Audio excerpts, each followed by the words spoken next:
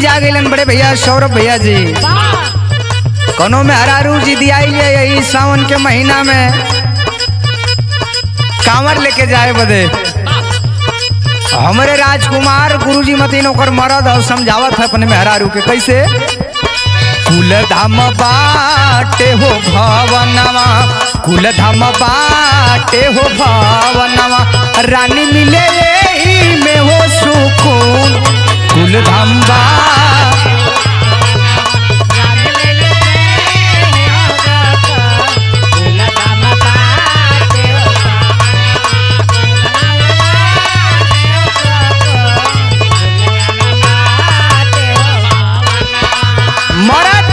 एक लाइन और कथ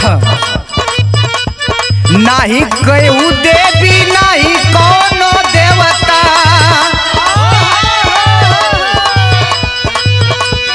नाही कोनो देवी नाही कोनो देवता, घर ही में बीतला दुनो जून।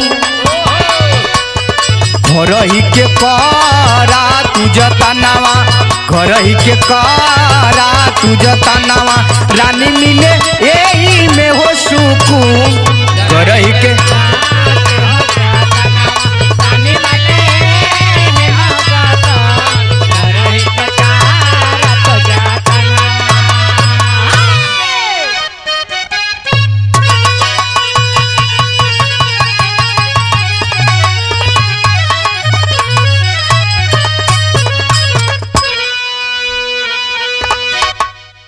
अच्छा साथियों, आज एगो बिरहा लेके आवतनी बड़े भैया मन्नत रिकॉर्डिंग स्टूडियो, जिसके प्रोप्राइटर हैं हमारे आदर्श बड़े भैया इरफान भैया की देखरेख में ये बिरहा हमार जात बा। आशा ना बल्कि पूरा विश्वास है कि आप लोगों के बिरहा जरूर पसंद आई। और हमारे बड़े भैया सौरभ भैया, हमारे छोटे भाई गोलू भाई, बड़ा सहयोग रहता है आप लोगों का हमको गवाने सिखाने में। आज ये बहुजन समाज का हालात देख के कवि जी को कलम 4 लाइन भूमिका में लिखत हो। कैसे भैया?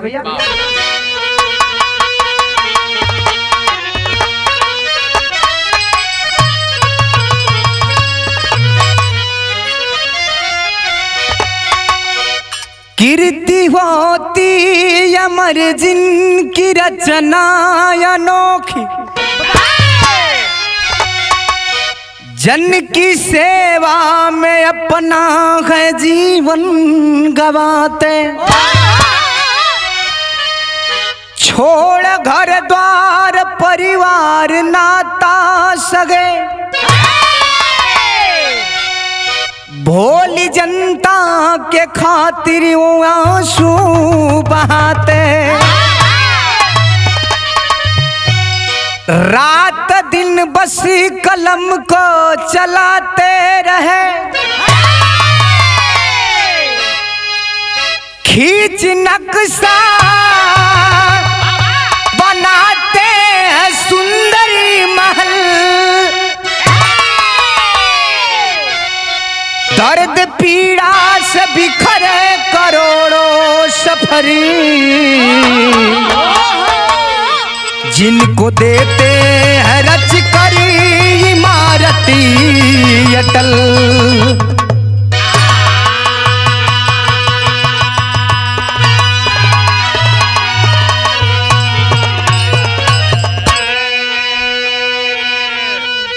बिरहा में नई नई गजल का टुकड़ा है सौरभ भैया।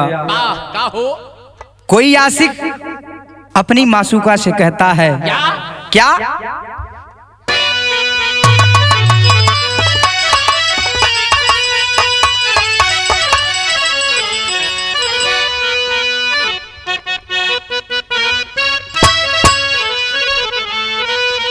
अरे मेरी जान, क्या बात है?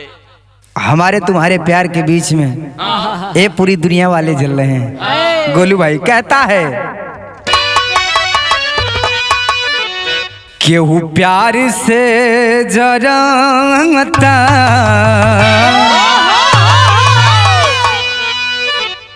केहू प्यार से जराता, बदनाम सलाई बा।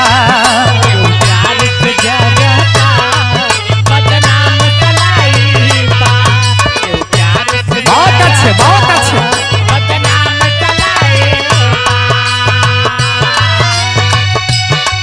मतलब के दुनिया के ये सच्चाई बा। ओहो बारे विनोद गुरुदेव।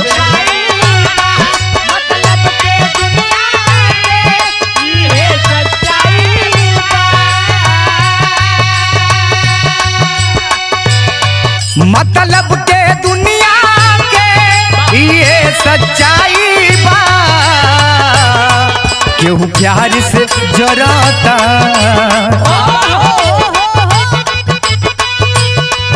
केहू प्यार से जराता, बदनाम सलाई बा।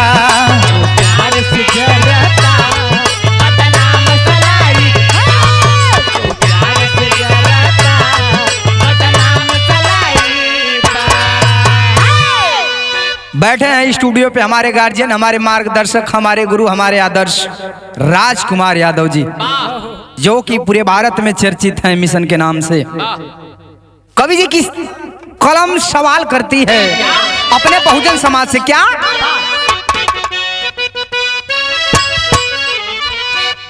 अब जागा बहुजन हो, अब जागा बहुजन हो, यही में भलाई बा। जागा बहुजन हो, यही में भलाई, जागा बहुजन हो, यही में भलाई बा।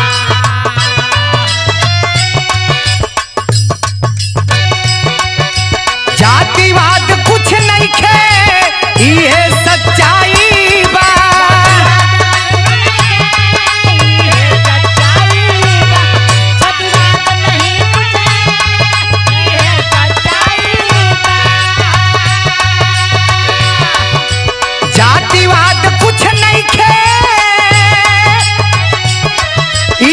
सच्चाई बा। अब जागा बहुजन हो, अब जागा बहुजन हो, यही में भलाई बा। अब जागा बहुजन हो, यही में भलाई बा। अब जागा बहुजन हो, यही में भलाई बा। अब जागा बहुजन हो, यही में भलाई बात। ओ समय का जौना समय हमार देश गुलाम रहे सौरभ भैया, ये हमें से हमारे बिरहा का कहानी स्टार्ट हो गई। कैसे?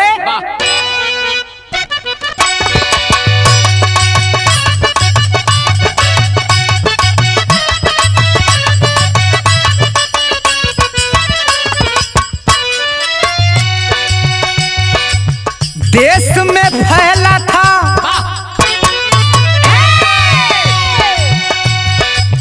देश में फैला था जबकि भेदभाव रहा। देश में फैला था कि जबकि भेदभाव रहा, लोगों के मन में भाईचारा का अभाव रहा।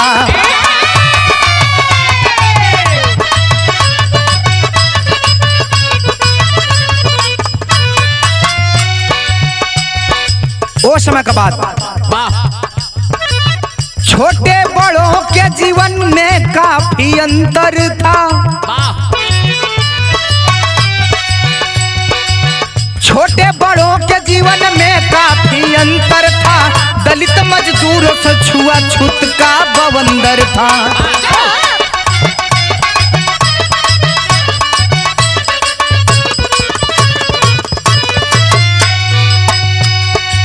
निजात पाने को अब भी मराव दांग बने।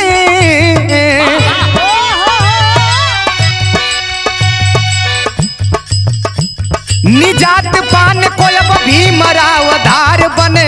निजात पाने को अब भी मरावधार बने। करोड़ों दलितों की अरमानों की पुकार बने। आवा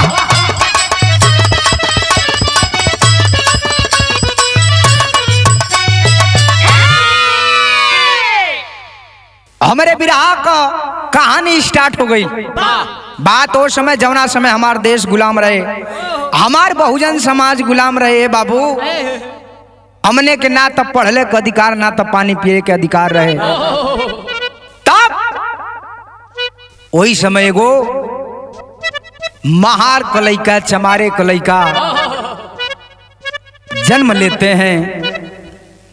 यही महाराष्ट्र इंदौर के जिला गांव का नाम महू छावनी बतावल गई ले बाबू। एगो चमारे के घरे एगो लाल पैदा भइलन, जौने लाल का जौने लइका का जौने बेटवा का नाम बतावल गई डॉक्टर वी.आर. अम्बेडकर। लइका जब धीरे धीरे सयान भइलन, माई बाबू का ना बड़ा हौसला है, हमार बेटा पढ़ियन लिखियन अपने समाज के एगो काम करियन। जब बाबा साहब डॉक्टर वी.आर. अम्बेडकर पढ़ने की उम्र में होते हैं, जब स्कूले जाए लाग पहले ये विनोद गुरुजी उनके साथ एगो घटना घटत हो। कौन घटना सौरभ भैया?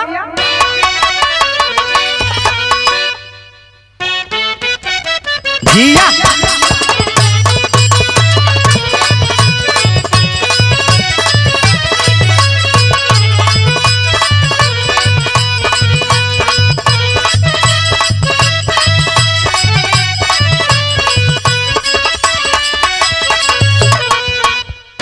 जाने आलम गुरुजी कौनो में हरारू हो कैसन हो मरद कमाता बहरे 10,000 का नौकरी करत हमें हरारू यार 27,000 वाली मोबाइल डिमांड के लिए राजा। अब ऐसे काम ना चली, अब 5G चाहिए। हम अन दिनों रात वीडियो कॉलिंग पर बतियावल जाई, वो तरह MB नेट खत्म हो जाता। मेहरारू डिमांड मर्दे से करते कैसे?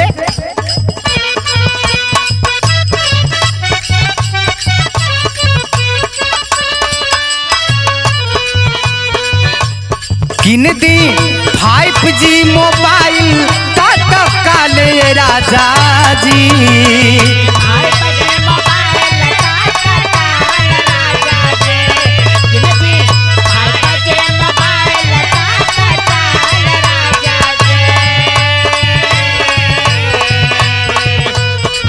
दी 5G मोबाइल तत्काल राजा जी, किन दी 5G मोबाइल तत्काल राजा जी। मनवा करे बतियती, मनवा करे बतियती वीडियो काल राजा जी। मनवा करे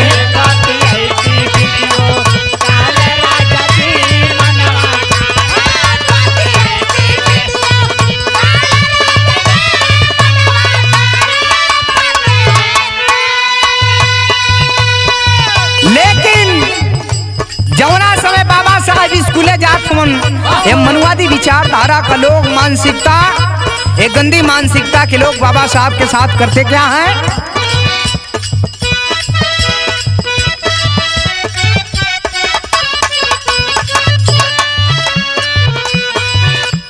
कैसे पढ़ी है दलित स्कूल भाई जी।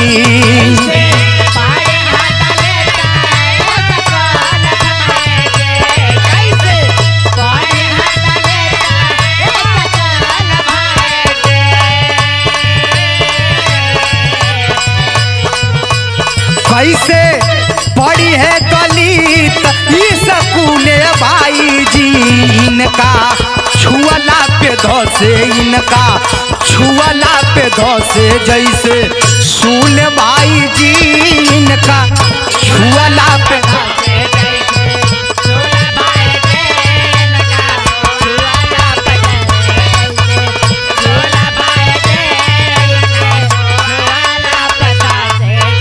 मनुवादी अपने में विचार करत मन कि एगो चमारे के लइका स्कूले में कैसे पढ़ी, जहाँ ब्राह्मणवाद का विचारधारा, ब्राह्मणवाद का लोग बैठल हो, वहाँ कैसे एगो दलित का शूद्र का लइका कैसे पढ़ी। अच्छा वो समय का बात तो वो समय छोड़ दा ये बाबू, यहू समय वर्तमान में बतावत है। आज ये कारण है ये भारत में प्राइमरी स्कूल सरकारी स्कूल बंद कैल जात हो। वाह वाह खाली यही बदे कि हिरन का लइका सुदरन का लइका स्कूले ना जा पावे जा। वाह वाह काहे से ई भारत हमारे ऐसा पहला देश है जहाँ शिक्षा पर जीएसटी लागल। विनोद गुरुजी वाह वाह शिक्षा पर जीएसटी यही मदे लागल है कि अरे के लइका चमारे के लइका पासी के लइका स्कूले न जा पावे लोग। वाह हीरा सोना खरीदे जाए जाए सौरभ भैया ऊपर 3% जीएसटी देवे के हो।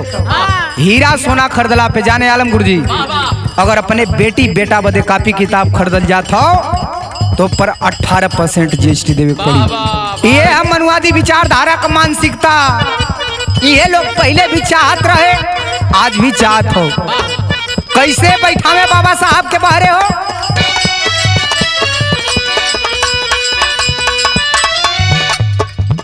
फरक के बैठावे ना फरक के बैठावे ना पढ़ावे ले मानस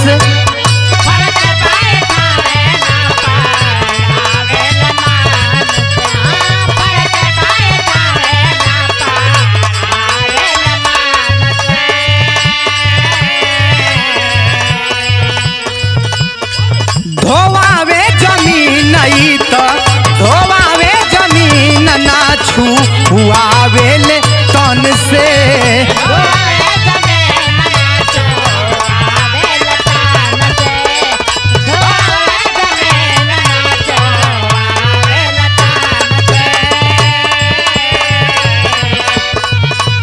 अपने लड़कन के पहिरावे ले फूल बाई जी। बहुत अच्छे बहुत अच्छे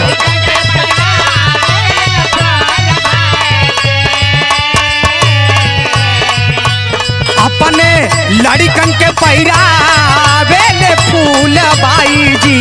इनका छुअला पे धोसे इनका छुअला पे धोसे जैसे सूल भाई जी इनका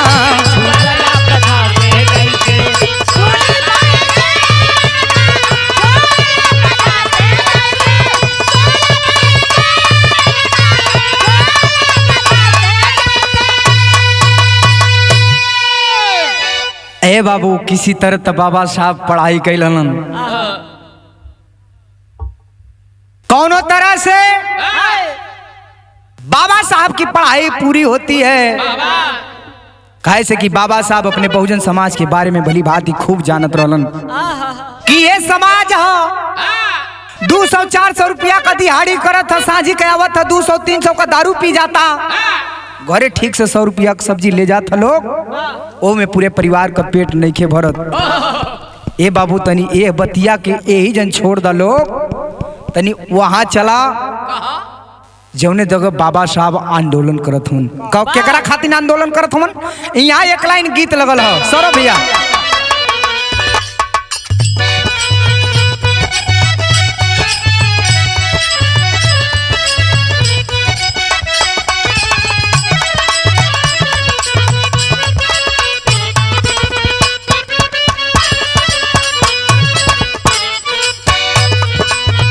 बड़ी बढ़िया गीत बजा के सौरभ भैया कोनो लड़का हो ओकरे मोहल्ला से ओकरे गली से गुजरता का हो होने पे बतियावता ये जान आई तोहरे रास्ते से आवता नहीं तनी एक बार खिड़की से झांक दिया मन करे जा हमार गदगद हो जाए।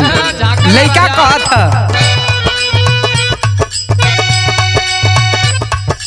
ए रानी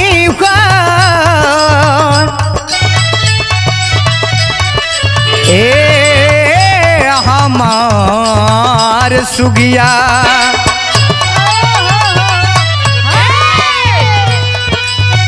ए हो करे जा मन राखी दना हो ए हो करे जा मन राखी दना हो। बहुत अच्छे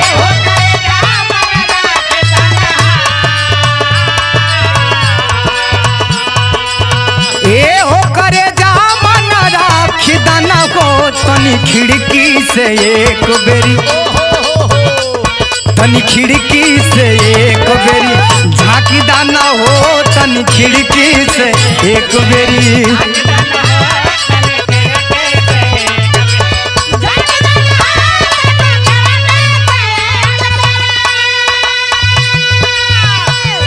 है गुरुजी।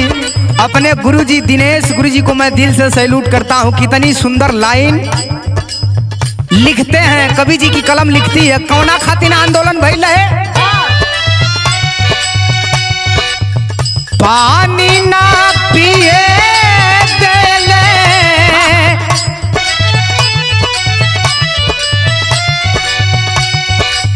पानी ना पिए देले कुआना के हो।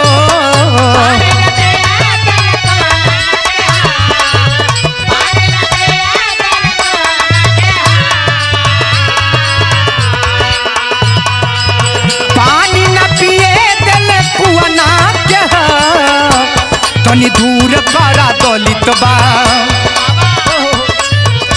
तनी दूर करा दलित हाई मुआना के हो, तनी दूर करा दलित हाई।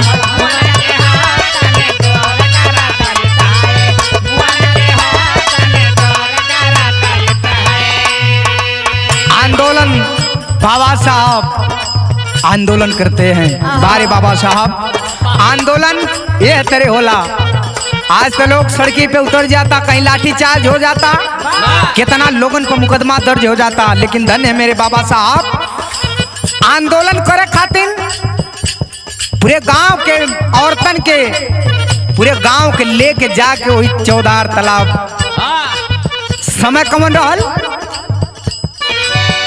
अंतरा में कह खेल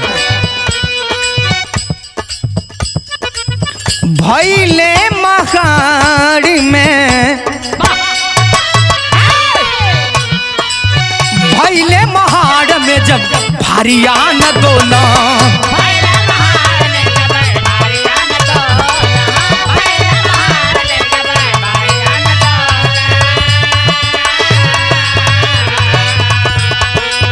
पियले तला बाबा के, पियले तला बाबा के पनिया दलित जान।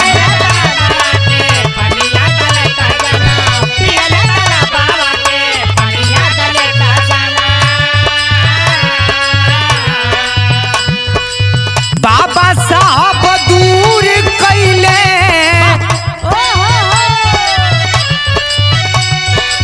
बाबा साहब दूर कैले छुआना के हो।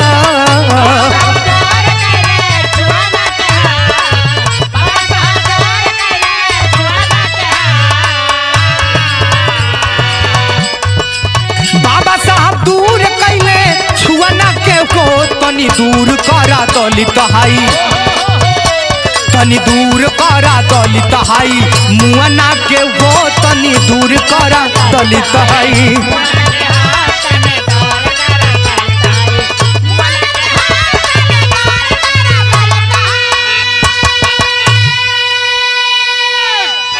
महाड़ तालाब चौदार में बाबा साहब पहली बार आंदोलन करते हैं। आंदोलन भली भांति सफल हो गई। वहां का शूद्र के, दलितन के, पूरे बहुजन समाज के पानी पिए का अधिकार मिल गई। ले बाबू, सोचे वाली बात है कि जौने नाली को कुत्ता बिलार पानी पी सकत रहलन, ओहू पनिया के पिए का अधिकार ना रहे। लेकिन बारे बाबा साहब एगो चमारे का लइका, एगो महारे का लइका आंदोलन करके पानी पीने का अधिकार दिलाया। 20 मार्च 1927 चौदार तालाब में, महाराष्ट्र में, जिला रायगढ़ में, महाड़ तालाब में आंदोलन बाबा साहब कैलन। भली भांति आंदोलन सफल हो गई। सौरभ भैया, जब आंदोलन सफल हो गई तो यहाँ बाबा साहब हमारे कवि जी का कलम अपने बहुजन समाज से सवाल करत हो। आए बहुजन समाज के लोग, टेरी में कहना है क्या?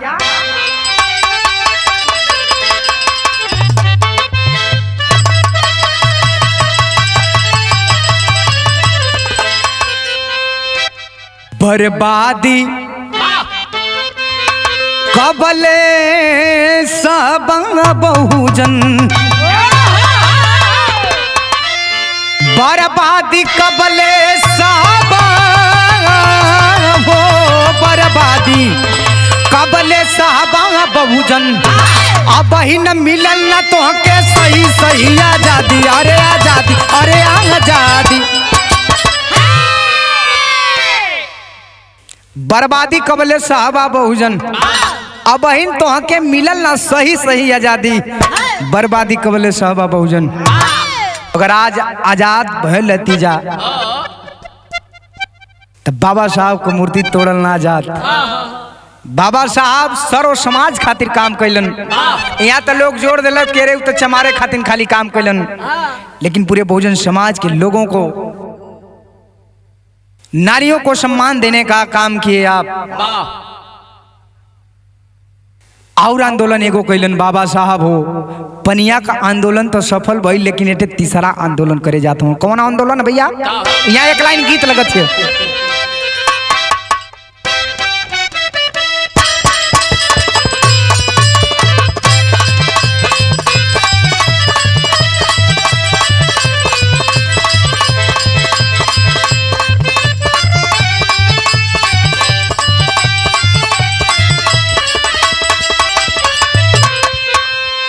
इहो कोनो गोलू भाई कोनो चुगली मेहरारू हो, मर्दे से मजाक कैले से राजा आवत आड़ा घोरे तो एगो हमार काम करिया, एगो हमार कहना करिया। कौन कहना?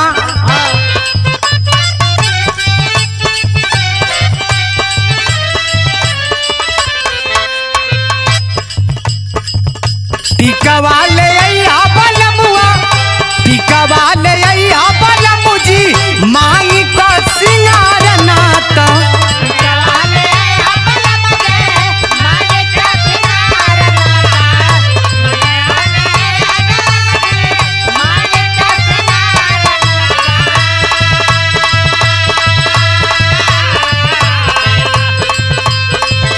टीका वाले बलमुआ मांगी को सिंगार नाता। टीकुली ले बलम जी, टीकुली ले बलम जी, चमकी लीलार नाता। टीकुले ले बलम जी, चमकी लीलार नाता। टीकुले ले बलम जी, चमकी लीलार नाता। संविधान बाबा साहब बना के अपने बहुजन समाज खातिर लिखत हवन। संविधान में का लिखत हवन भैया? करी के संघर्ष दलित जान, करी के संघर्ष दलित जन ले लाया अधिकार नाता। करी के संघर्ष दलित जन ले लाया अधिकार नाता। करी के संघर्ष दलित जन ले लाया अधिकार नाता।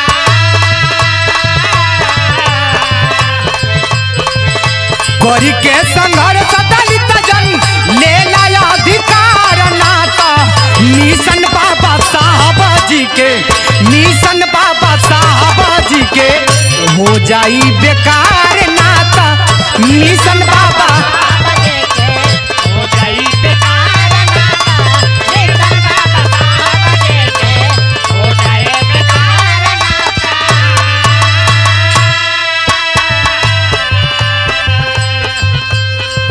आज हमारे बहुजन समाज पढ़ लिख के सरकारी सर्विस करता, लेकिन ये सोमवार आ जाता, मंगल आ जाता, सावन का महीना आ जाता तो लोग अपने मेहरारू के लोग लेके जाता देवघर, काशी। ये बहुजन समाज के लोग हो। बाबा साहब आपको शिक्षा देने का काम किए, नौकरी पा गईला बाबा साहब के बदौलत, MP MLA हो गईला बाबा साहब के बदौलत, गांव का प्रधान हो गईला बाबा साहब के बदौलत। लेकिन एगो फूल का माला ले जाके वो डी काली के चढ़ावत हुआ, शर्म आवे के चाहिए बहुजन समाज के। अंतरा में कहे के का?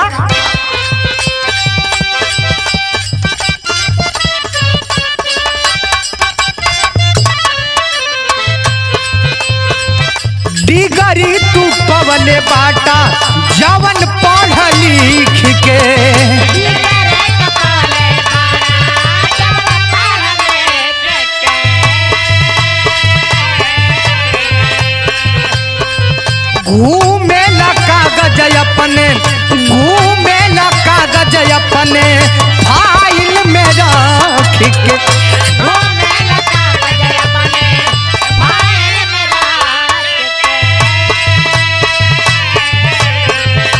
बीती जाले उमर एगो बीती जाले उमर एगो नौकरी के सुमार ना तो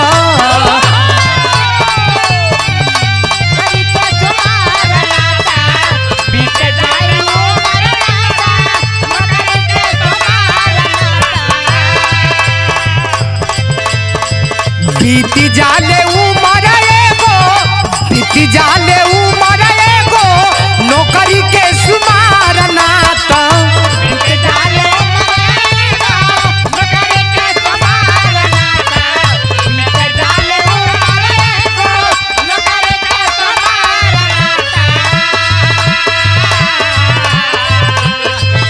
बीती जाले उमर एगो नौकरी के सुमार ना तो मिशन बाबा साहब जी के मिशन बाबा साहब जी के हो जाई बेकार ना तो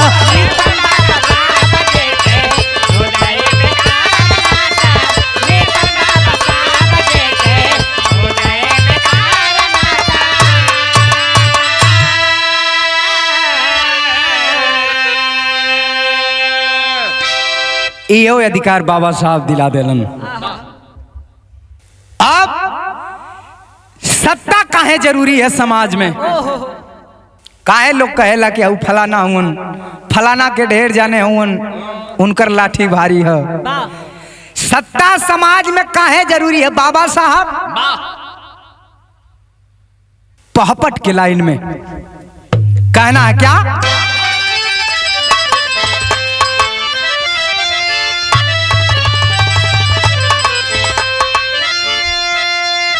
अरे अपन बाप 85 अरे अपन बाप 85 अधिकार भैया बहुजन हो। अरे अपन बाप 85 अधिकार भैया बहुजन हो। अरे तबे होई सपना सकार भैया बहुजन।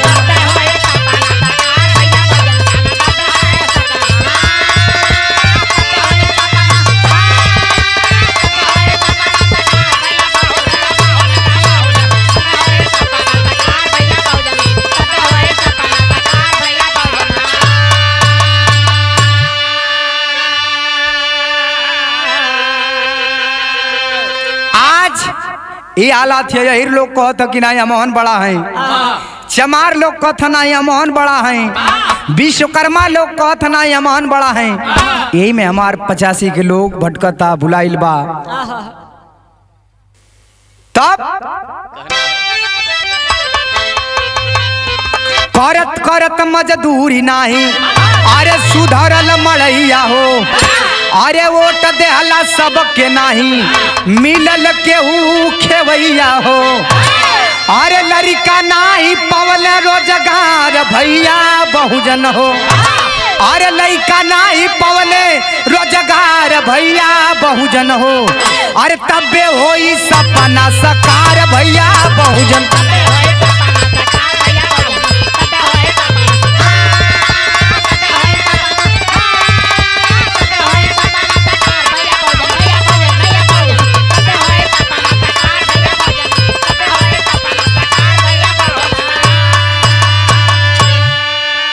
जब अपन सत्ता सरकार रही तबे संविधान बची। सौरभ भैया इरफान भैया सत्ता बतावल गई काहे जरूरी होला। आज 3.5% 3% वाले 85 पर राज करत हुन। काहे से उन लोगन में फुटमता ना है। ये 85 में खाली फुटमता हाउ शर्मा हवन हाई यादव हवन ऐसे फुटमता। लेकिन ये 85 पर 3% वाले राज करत हुन। आला में कहना कैसे भैया?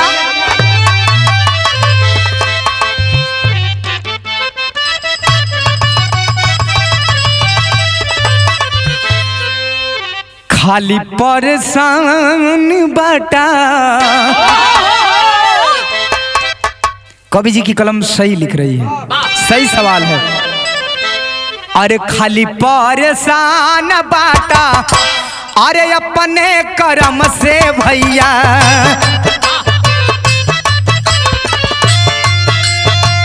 नाई संघर्ष कैला मन से विचार।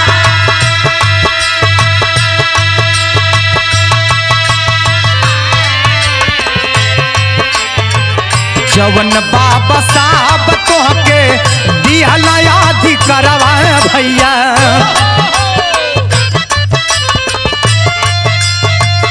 आगे ना बढ़वला आके तू ही सरदा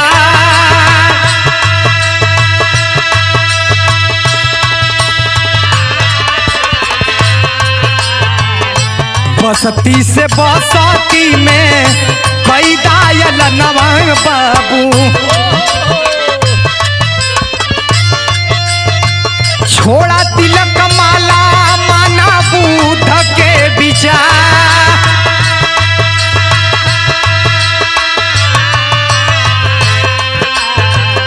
एक धर्म एक कर्म जाति करई है बहुजन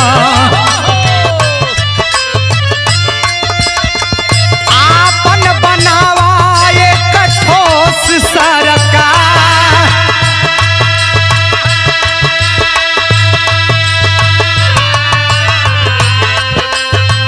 तब पूरा होई बाबा तब पूरा होई बाबा साहब के मिशनवा बहुजन पैया मोर साहब त सुखावा अपार आवा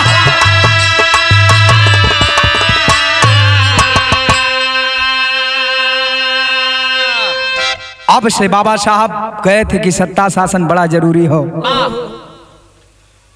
अब से ना सुधरवा लोग जानी गईला ए भारत में प्राइमरी सरकारी स्कूल बंद कैल जात हो हमारे का लड़का यही का लड़का ना पढ़ पाई अब खाली यही का लड़का भैंस चराई चमारे का लड़का खाली बकरी चराई पासी का लड़का खाली सुअर चराई है बाबू खड़ी में कहे कि कैसे सौरभ भैया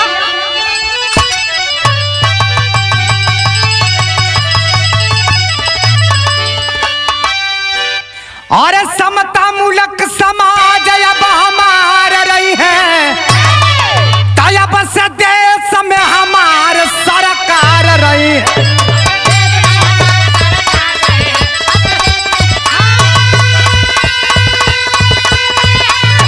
जिया बहादुर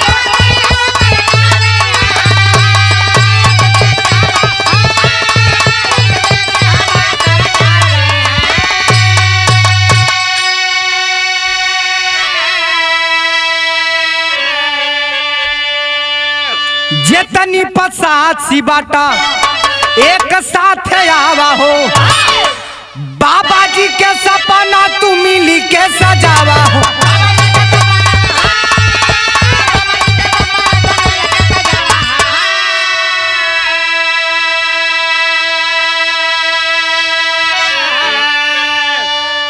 तबे बहुजन बेड़ा पार तुहार होई है अरे तबे बहुजन बेड़ा पार तुहार होई है तब से देश में हमार सरकार रही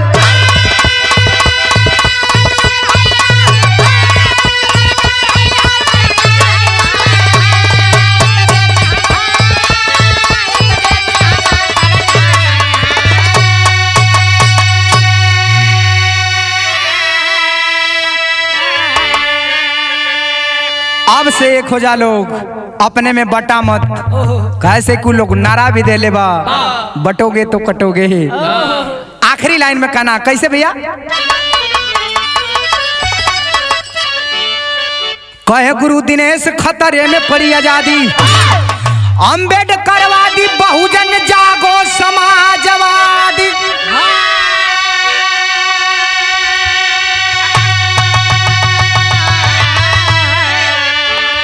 बर्बादी कबल साहबा बहुजन बर्बादी कबल साहबा बहुजन तब बबलू अनिल का बजती रही मुनादी बर्बादी कबल साहबा